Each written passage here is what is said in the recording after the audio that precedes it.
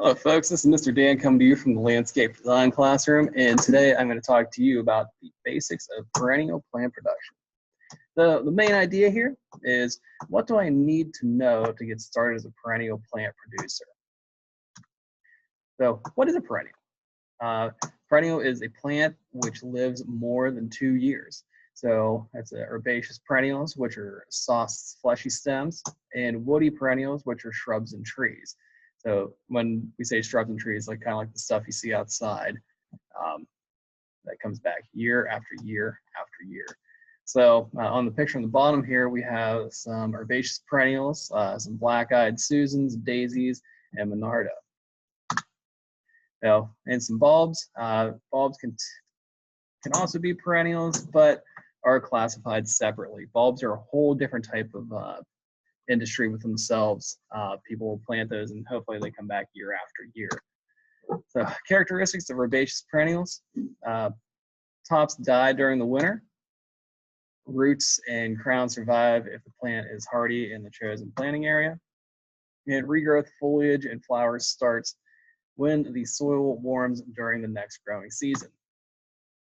So some advantages of perennials: saves time, expense, and labor in the spring. Provides color, texture, structure, and form in the landscape.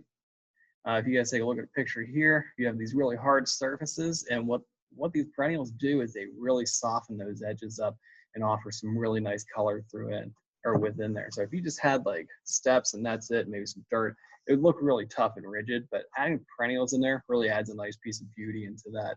It just really softens up that spot. So selling perennials for retail sales are sold directly to the consumer, small greenhouse growers, various garden centers, landscapers, nurseries, etc., and may grow their own or purchase from wholesale growers. So wholesale growers sell to another business, or larger specialized growers providing finished, ready-to-plant perennial plants, and maybe long-time family businesses. So growing techniques takes a lot of trial and error, some university information, and there's two different approaches here. You have field growing and container growing. So whenever you're growing perennials, you can do this in the outdoors. Personally, I've always had better success with container growing because I can control the environment within a greenhouse, but both are possible. But it takes a lot of trial and error, like it says.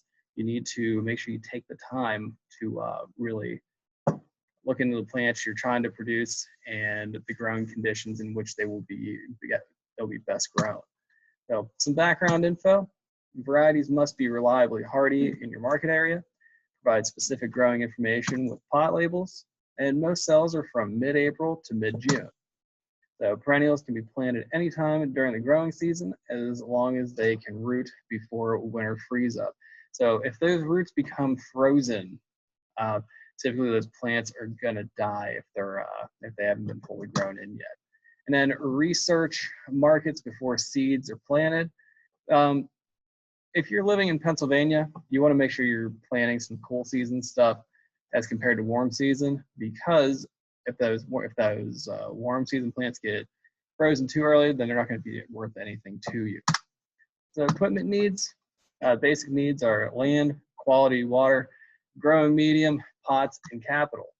A greenhouse for propagation and or growing young seedlings. I always say that you can also grow stuff to mature or to selling height, especially for deciduous shrubs and trees.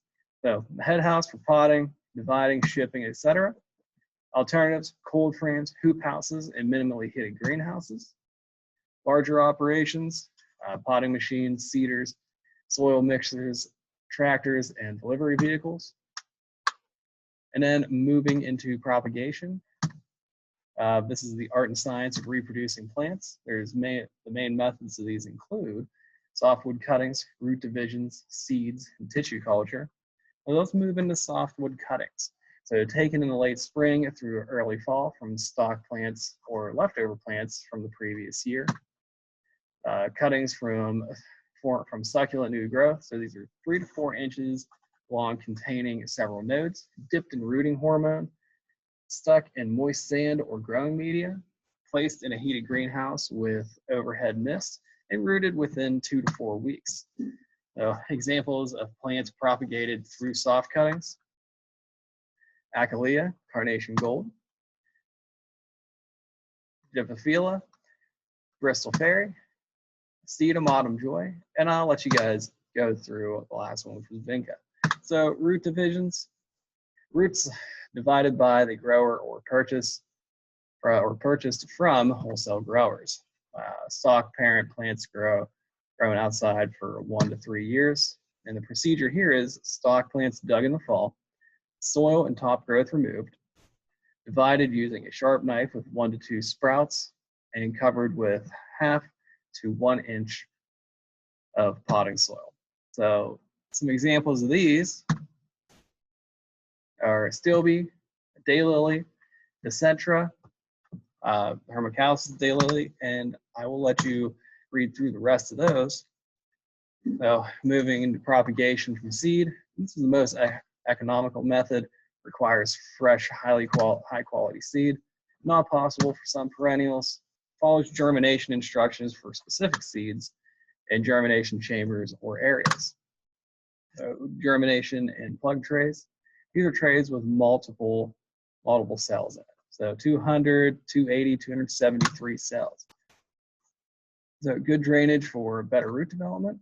Soilless growing medium. Germination in a controlled environment. Germination times from 6 to 9 days up to 2 to 4 weeks.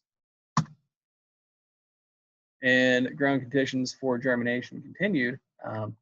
So 65 to 75 degrees Fahrenheit and 55 degrees, 65 degrees Fahrenheit, 1 for day, 1 for night. Shade cloth to protect center seedlings. Soluble fertilizer at light rates. Transplanted to larger plugs or pots that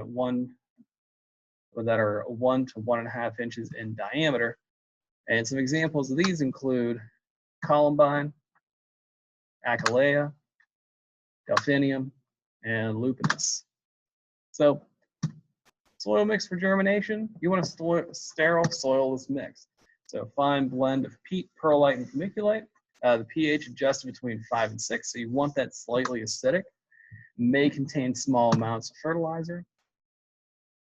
And then the growing for transplanting, slightly coarser for improved drainage and aeration.